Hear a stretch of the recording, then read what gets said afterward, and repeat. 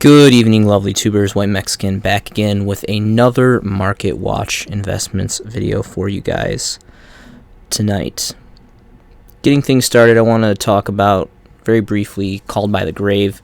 This card is currently limited at 1, and I really didn't pay much attention to this card since it got hit to 1 on the list, but I've been playtesting a lot with it, and it's actually really good for a lot of things besides just negating some crazy hand traps that we have in the meta right now. So really diverse card. Totally understand why it's at 1. Can do some really awesome stuff with this.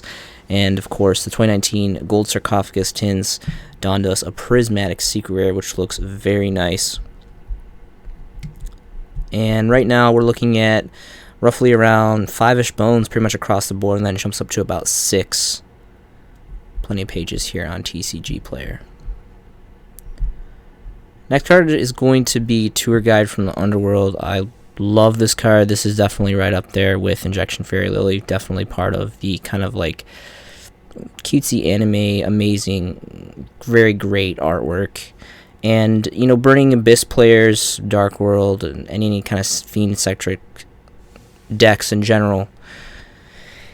But this is just an awesome card. It's a really great, pretty relatively kind of somewhat old school-ish, not quite, can't really use that terminology, old school quite yet for this card, but old card. I mean, Storm of Ragnarok was, not Storm of Ragnarok, Extreme Victory, which was the original print, I believe was 2011 or so, something, 2011, 2012, so 8+ years old. Very great history behind this. My personal favorite is the first edition Secret Rares from the original print. Dual Saga Ultra Rares are pretty cool. Of course, you have the Ultimate Rares, the Astral Pack 6 ones. I used to have a playset of that. Sold them off when they were about 90 to 100 or so. Not really a big fan. I mean, the super rares look alright. Everything else is not really my cup of tea. I actually do like the Star Foils. The Star Foils look pretty cool too. But again, I really like this card in general. I'm not much of a fan of the alternative art. Really thought the alternative art kind of knocked the card down. Was really not a big fan of really any of the cards that got the alternative artworks in that set. But this is the ultimate rare, highest rare we have in the TCG here from Astral Pack 6. Sitting at about 161 here on the market, and then quickly jumps to about 171. So interesting price fluctuation there, and then pretty much goes almost up to 200 bones. 3 pages available, so pretty interesting for that. Let's go ahead and take a look at the OG print. Secret Rares Dawning from Storm of Ragnarok. I personally have quite a few of these. Again, Tour Guide is quite a playable card. You know, it's not the best of the best, but it keeps relatively well for how old it is. Again, I mean, we're talking about this card's almost 8+ years old. And again, this just like the Ghost Girls, I talk about the Ghost Girls a lot. Original prints, first editions are just, you know, 2-pronged attacks for collector's value just because the aesthetics, the high rarity, as time goes on, they're going to get older, and they're always kind of cycling through in the meta. And this kind of falls kind of in suit with you know, these cards. So Unlimited start at a whopping 52 bones, and then we have our first edition at the bottom of page 1 here, which is a Euro print from Italia, which is about 60 bones, and there's 5 pages on the market there. So pretty great stuff for Tour Guide. Next is going to be Beat Cop from the Underworld. So Genesis Impact donned us the second print of this. This used to be a solo print donning from Dupo as an ultra rare. And then this got reprinted as a collector's rare and a super rare from Genesis Impact. The collector's rares look relatively nice. They're a little dark for my taste. I've only seen one personally in person, and it looks all right. I mean, it looks good enough that I just really like this card in general. For a while before it got reprinted, I was collecting the first edition ultras, and you know, it was a solo print back then, so that was kind of the thing to do. I've always thought the artwork was just immaculate on this card. Effect is kind of so-so. I've seen, you know, players kind of go in between hit or miss with this card, but this is more specifically for collectors and for the aesthetic and the artwork. And now that it's a collector's rare, that's a relatively difficult collector's rare to get here. So market price for this is going to be roughly around 23 bones, and it goes up to 24. So it's roughly around 23, 24 pretty much all across the board. There's 3 pages here available. Really, really nice card. Next is going to be 2 rebuffs from the Underworld. This is the original OG print Donnie from Order of Chaos. Again, same suit as Beat Cop and Tour Guide. This, it's part of the Tour Guide package. It's got the artwork. It's amazing. You have the zombie, ghost, goblin, death, souls, tower looking here. We have, of course, Tour Guide, then the bus and all this. And just the secret rare foiling is just amazing on this card. Again, Order of Chaos, I believe this was a 2011-ish set. So, I mean, this is going on a decade old now set. And it's a high rarity of a secret rare. It's just, those old school secret rares. Really great stuff. And let's see here. There's no first editions on the first page. Only 4 pages available. Again, this card used to be in quite an abundance. I think definitely the collector's market started to pick up on this, with excuse me, Tour Guide being, such a great hit. I mean, it's only a matter of time that, all the other Tour Guide based cards are going to follow suit. In my personal opinion, just kind of some white Mexican logic theory for you guys. And we have our first edition here for around 6 bones for a lightly played, and then we have first near mint first edition for just under 8. And those, of course, are 1 stacks, and there's 4 pages on the market. So numbers are definitely dwindling on this card. Really happy people are starting to notice it. Next is going to be Injection Fairy Lily. I want to talk about more specifically the original secret rare OG print from Legacy of Darkness. Very amazing Gen 1 nostalgic set. But there's also some other ones that are the prints that are quite worth some pretty good money here. Like the Retro Pack Ultra Rare, you can see it's ranging between 10 and 30.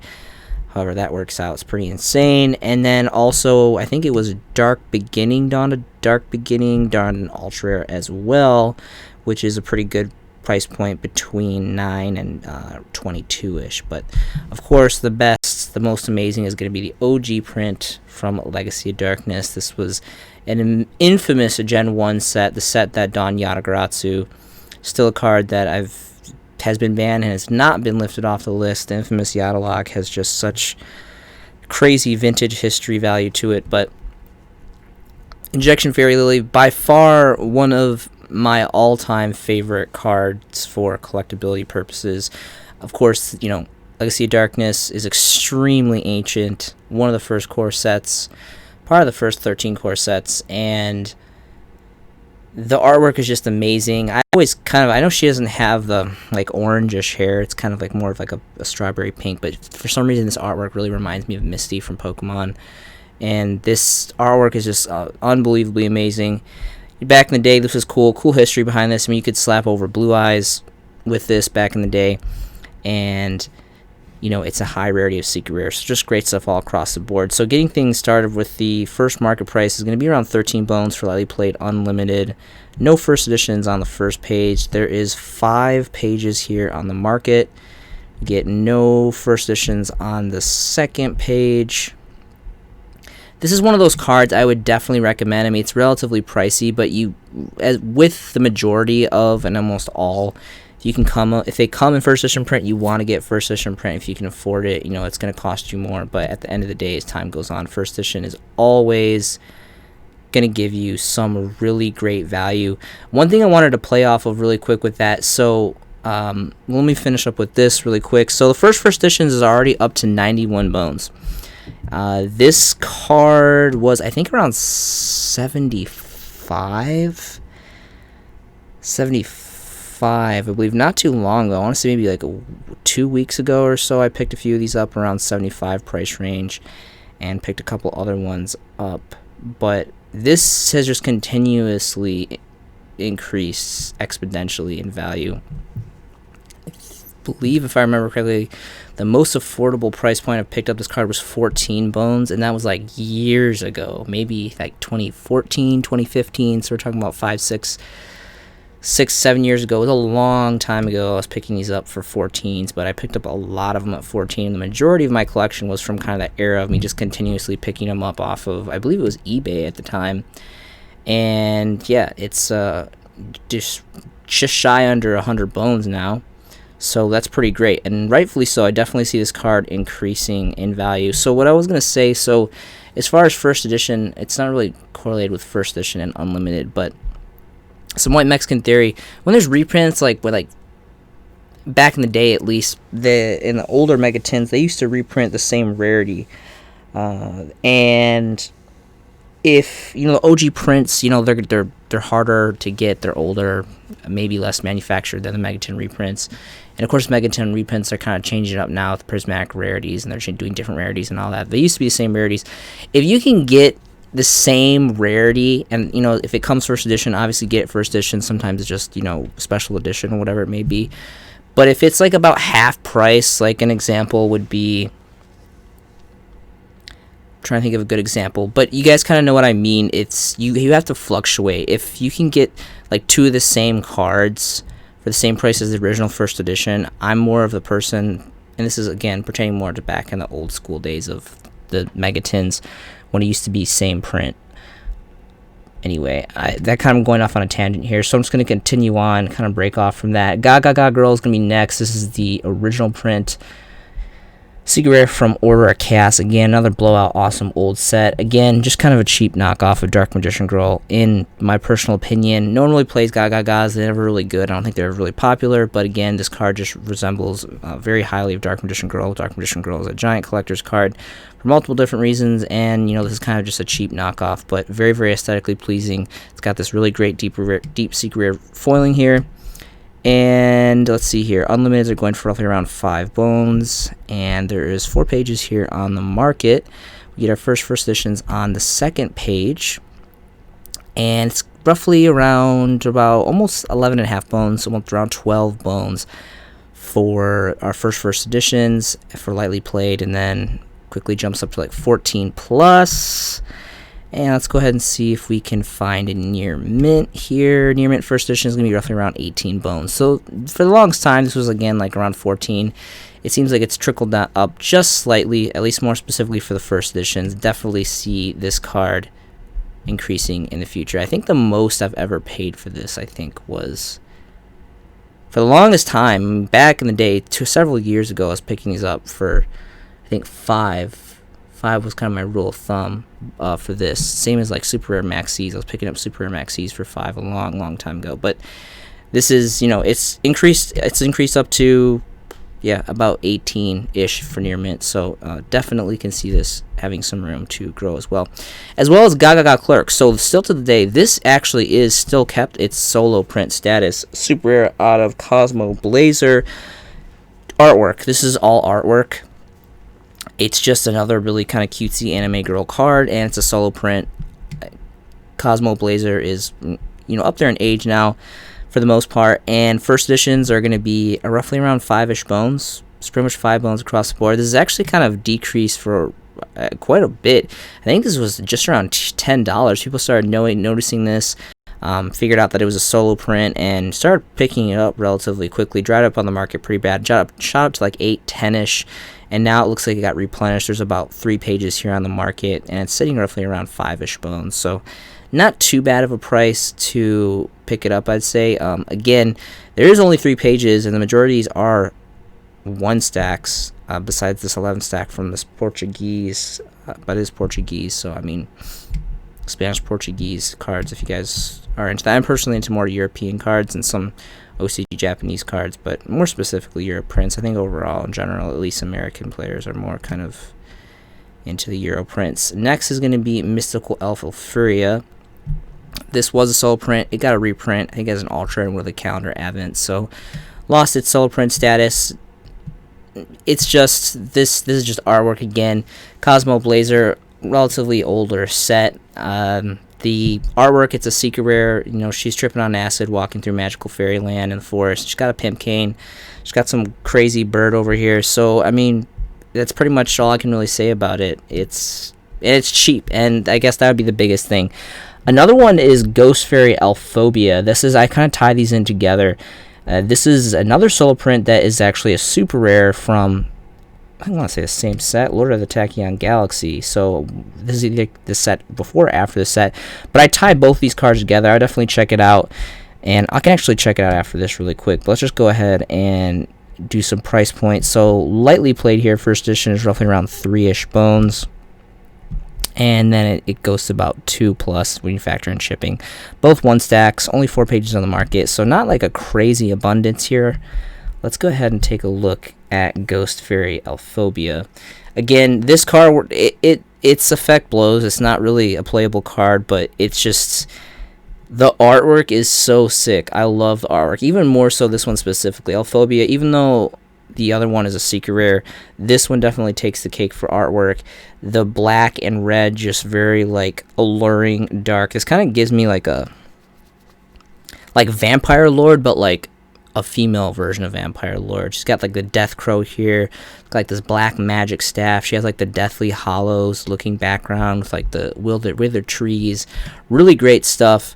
And let's see here. So and this card, again, this card as well, it's so cheap. It's like literally under a bone for first edition prints as a solo print coming out of a set that's really, you know, getting up there in age. And there's 5 plus, so plenty of the market. But I mean, I may be, White Mexican is probably like the only player in the world that like thinks that this card is going to become a collector's card. It's been cheap for so long and it just doesn't seem to really go up. But honestly, I mean, the day's going to come when I really think that, you know, I'm going to, you know, if it doesn't dry up on the market, I'm going to drive it up on the market. I'm going to buy all the first edition Elphobias. It's like, I probably have like damn near 100 of these. I've been talking about this card forever, and you know, time will tell. Time will definitely tell on this card. Next is going to be Spirit of the Harp. So this is going all the way back to Gen 1 Set 1 Legend of Blue Eyes White Dragon as a rare. Talking more specifically, you know, as well with all these first Gen 1 cards, you want to go first edition like crazy. It's going to be quite pricey, but this card is probably my favorite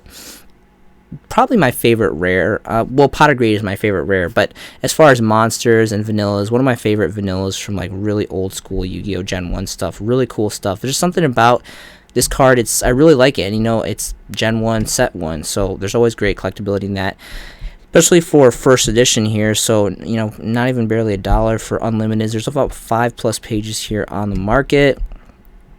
And let's see if we can dig out a first edition. So no first editions on the first 3 pages, or the first 4 pages. LOB was, and has been for quite some time, very, very challenging to get first edition. Pretty much anything, even some of the commons.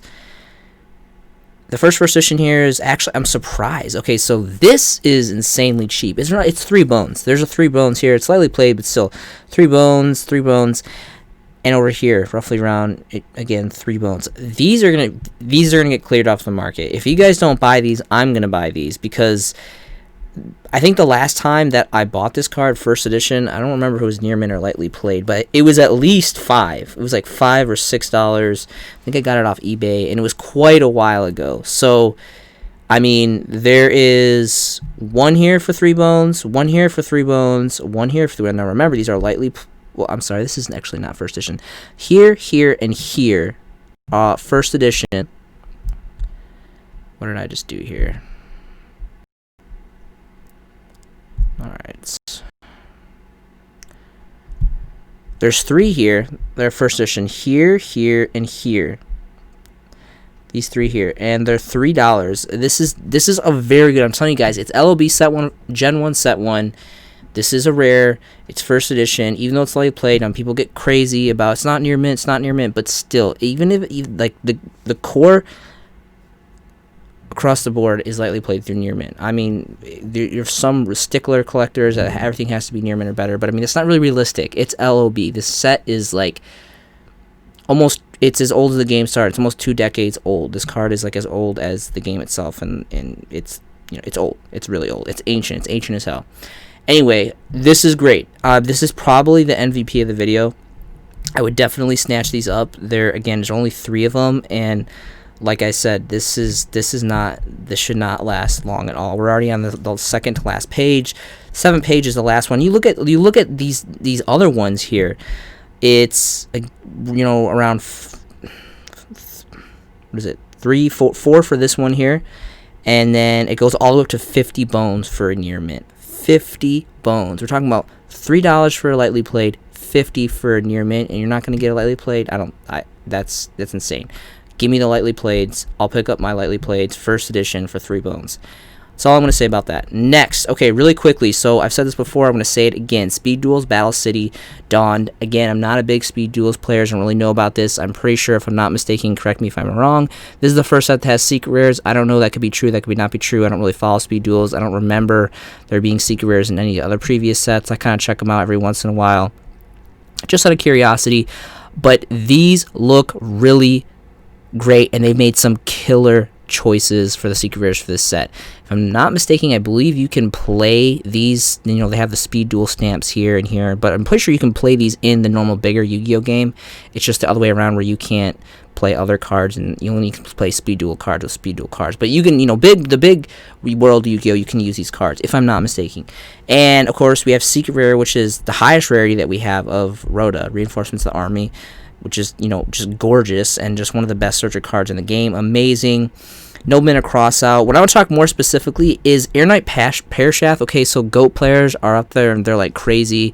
Of course, I want to say, what is it? Legacy of Darkness was the original print of this that came as an ultra rare, which the first edition is like relatively good money, good collector's money. This is like 5-ish bones for this, but this is secret rare, and this looks gorgeous, and this is an amazing card. And I was too cheap to buy the first edition ultras, so I actually went with the Champion Pack rares. I think it was Champion Pack that it came rare. So I got a playset of those to use to kind of proc instead of the ultras, because the ultras have just gotten so expensive over time because they're so old. But like, look at this deep secret rare foiling. This looks amazing. I really recommend that you guys should pick up some of these. I really don't see, even though it is like kind of pricey, it's gonna go up. I mean, 5 bones is really not that bad. You can see here, there's only 3 pages on the market. It doesn't really look like people really picked up a lot of this set, besides, S Gaming, which is, has 85 right here. But again, it's kind of like one of those cards. It's like, I don't really want to drop money on it, but it's gonna go up. Like 5 bones, near mint, first edition, you can't go wrong with that. Moving on, secret rare Jinzo. Of course, it's been a long time since we've gotten secret rare Jinzo. When we're talking about, what was it, 2003-ish, 2004 tin promo secrets, and then of course the PSV secrets. And Jinzo is just a big fan favorite, anime, history value, meta, just stories, great stuff. And that's roughly going from around the same price, roughly around 5-6. We have Foolish Burial, Breaker the Magic Warrior. I've talked about this earlier in one of the Master Collector volumes. I think it was volume 2. It came secret rare, which was the last time that we've had a secret rare print of this, which was just an ancient set. So that's really cool. But for the more affordable cards, Metaverse, this is still really awesome. I love this card. This is about 4 bones. But for the best deals of the set, definitely, but really great cards, is Lost Wind. This is a two effect card. Anyway, really great stuff. As a secret rare, which is gorgeous. I mean, we got the super rare, one of the OTS packs, which looks great. And I thought that was like, the bee's knees for the longest time. We had was it Raging Tempest? Yeah, Raging Tempest rares, and then we had the OTS supers, and now we have a gorgeous, beautiful secret rare, which is roughly around 3 bones. This is amazing. But even more so, Spell Canceller. This card, of course, came as original print ultra rare. I believe it was Magician's Force, which the first editions are, I think they're like 10-ish, 12, 14 now, or maybe 8. For a while, they saw some play with some hype, but they kind of died really quickly, as with like a lot of things. But again, secret is amazing. This looks very aesthetically pleasing, really gorgeous, and who knows, this card may be, it's an amazing card. It really is. It's a Jinzo, 4 magic cards, and it's got pretty cool artwork, and just this being, and it being just such an old card, but this, reprint being such a nice rarity as a secret rare, it looks great, and it's only like 2 bones. So me personally, I'm definitely planning on investing in some of these. I don't see this card going down. I definitely see this card going up. But this Lost Wind, Metaverse, and Air Knight Pearshaft, of course, if you want to, Breaker and Jinzo, these are secondary, secondary reprints, and we have already one version of secret rare for Breaker, and 2 versions are already Secret Rare of Jinzo, but they're all very old and pricey. So these are very great, healthy alternatives. I love when Konami prints these nice reprints and great rarities because it makes it a lot more affordable to pick them up. So these would definitely be my top choices from Battle City. Next is going to be Mystic Piper.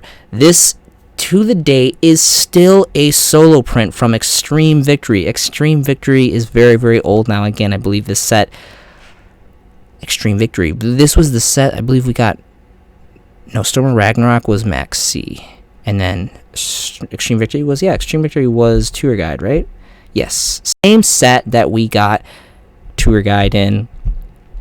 Insanely old, kind of funny looking little, kind of funny artwork here, but really cool. Back in the day, this used to be played in a level 1 deck with like Battle Fader and Effect Failure and a whole bunch of stuff. And anyway, this card's worth money, and rightfully so. It's an old school Secret Rare, has a really great history behind the deck, and I just really like this card a lot.